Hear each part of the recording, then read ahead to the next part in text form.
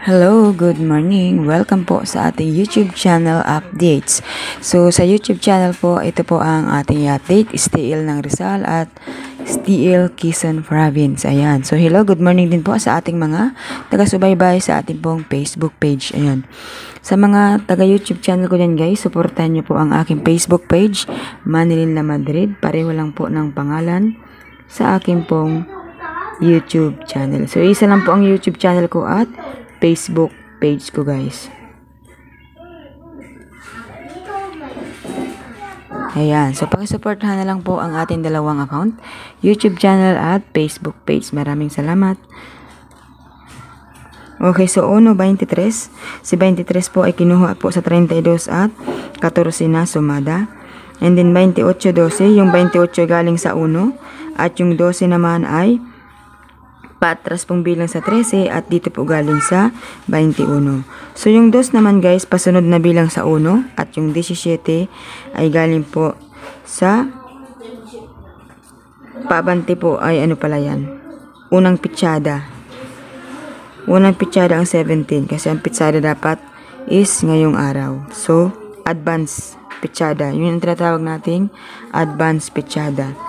Okay, so ngayon dito tayo po sa pitsa 17.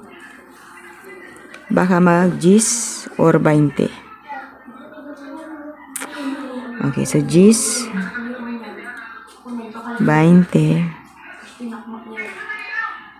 11, 8. Ayan.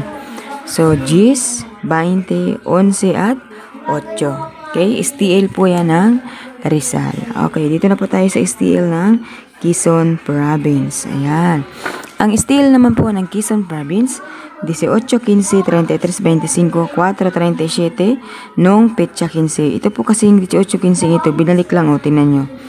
Petsa 16, 4, 17, 18, 15, at 20, 28. So, pabalik-balik. Yung may alaga lang po nito ang mananalo.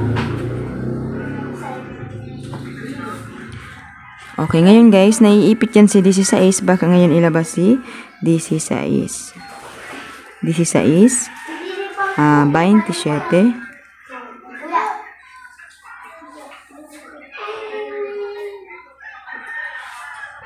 19,